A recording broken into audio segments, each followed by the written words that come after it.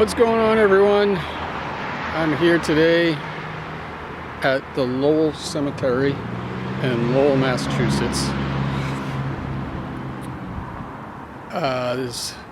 There's a lot of historical Lowell figures buried here that have a lot to do with, the mills in the city here and politicians and things of that sort. But there's one person in particular that I'm looking for today.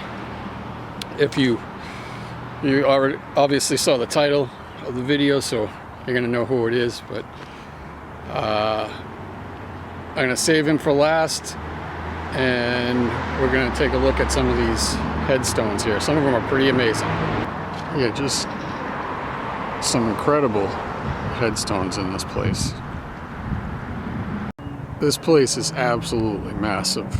I'm probably not going to cover all of it today. Just to give you an idea. I don't know if you can see over there. There's a big hill that goes up over there. The place is huge.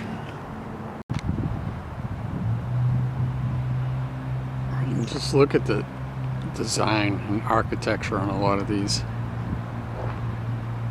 This one's got a full anchor on top of it.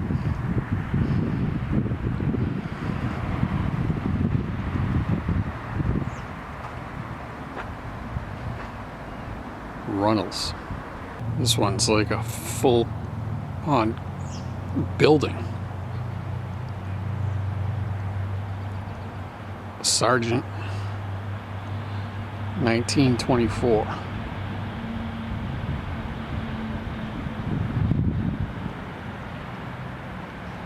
Look at that.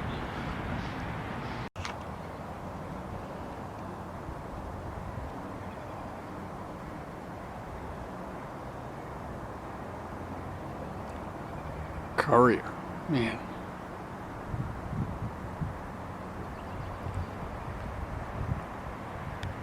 One over there, big cross. Another one, it's like an angel or something. They're just like crazy big headstones from like late 1800s. Most of these that I've seen so far are late 1800s, early 1900s. The sun's right in my eyes. Some of them are hard to read, but man, the designs are just incredible. What is this? J. Varnum, D.H. Varnum. Let's go see the front. I have no idea what that is. Is it like an urn? Like in the shape of an urn? I don't know. It's not my headstone, although I am a noble Clayton. The one I'm looking for right now is for a woman. Her name is Louisa Maria Wells. And there's a whole weird backstory about, I guess she was pretty wealthy or something, and she left all her money to for her headstone, and her family apparently tried to fight it, and it sat in like probate or something, or they fought it for so long that by the time it actually got done and the court ruled in her favor, like for her to have the proper headstone that she wanted, it ended up costing like 4 times as much money or something crazy like that. But there's something else interesting about her headstone that is why I'm looking for it. It should be around here somewhere. Look at all through here. It's nice shrubs, all kind of a little more private, I guess. Well taken care of. Oh, crap, I think this is it right here. I wasn't even, this is definitely it right here. Whoa, this is way bigger than I thought it was going to be.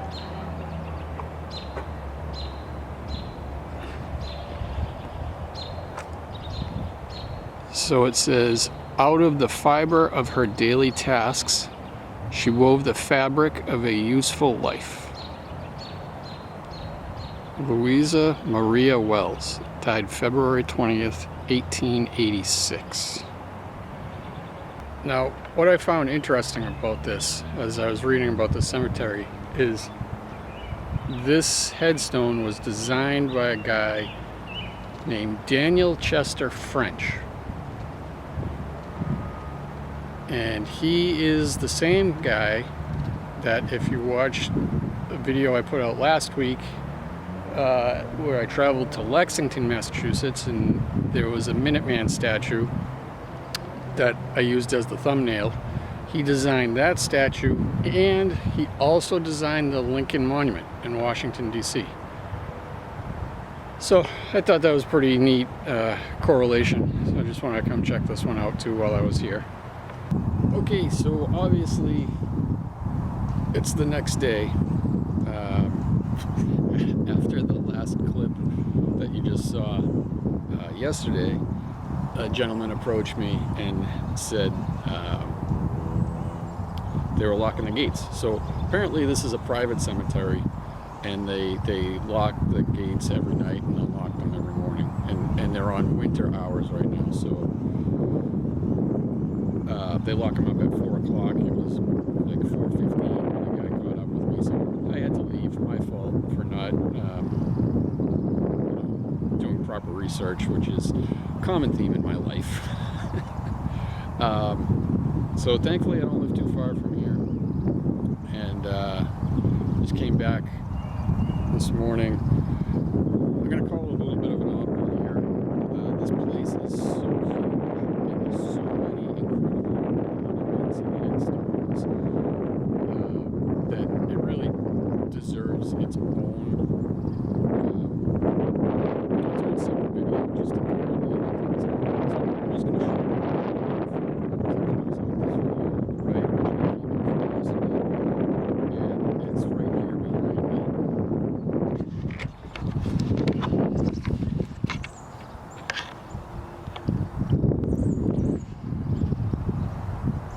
This is the grave of Dr. Augustin Thompson, or Augustin Thompson. I don't know how you say his first name. And he is the inventor of Moxie.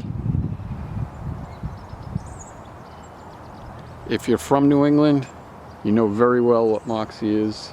The orange soda. I mean, the orange canned soda, not orange soda. It's quite black, the color of the liquid. Now the history of Moxie and Lowell is a little sketchy from what I could find. There's all kinds of links if you look online. So apparently his office was here, or he created the patent here in Lowell. I'm not really sure. I found a couple records with an address of 33 North State Street, and that address no longer exists. There's no North State Street in Lowell, Massachusetts. There's a State Street, so I don't know if that's the same or not. So yeah, if you want to do your own research, you can find all kinds of stuff. There's a lot of rabbit holes. So this guy, I mean, in my opinion, from what I read, he was a veteran and a doctor. But to me, he was also a snake oil salesman of sorts. When Moxie first came out, it was marketed as a lot of things. Like it could cure alcoholism and all kinds of crazy stuff. You know, typical for the the products of the 1800s before they stepped in and said, hey, you can't make these crazy claims about your products without backing it up. So that's what Moxie was when it first originated, before it turned into the soda that it is now. And since like the 1900s, the early to mid 1900s, Moxie's changed hands a bunch of times. I don't really know who owns it now. You can still find it in places, but it is not it's definitely not the same formula as it was back when I was a kid. I just tucked it back in the car here because it's starting to rain. I just wanted to read some of the history and some of the crazy claims here. So as it pertains just to Lowell, Massachusetts, there's a lot of history other places as well, but I'm just covering Lowell for today. So this says, so it started out as Moxie nerve food, and it says, according to the International Publishing Company, 1887, the Moxie Nerve Food Company was incorporated in 1885 with a capital of $2 million and was located at 33 North State Street, Lowell, Massachusetts, which is what I was just mentioning. Also, certainly using data supplied by Augustin Thompson, the short history claimed that Moxie sold 6 million bottles in the 2 years since it began, and had subscribed to $14,000 in advertising during that period. This is where it gets good. However, the piece also asserted that Moxie cured 200,000 drunks in the city. A totally preposterous claim that undermines the veracity of the history. The capital number of bottles sold and the cure, in quotes, figure may safely be ignored. So that's what I'm talking about. The guy might have been a little eccentric in selling some snake oil here. There's a ton more stuff. I found a paper online. It's titled Moxie Nerve Food Bottles in History by Bill Lockhart and Bob Brown.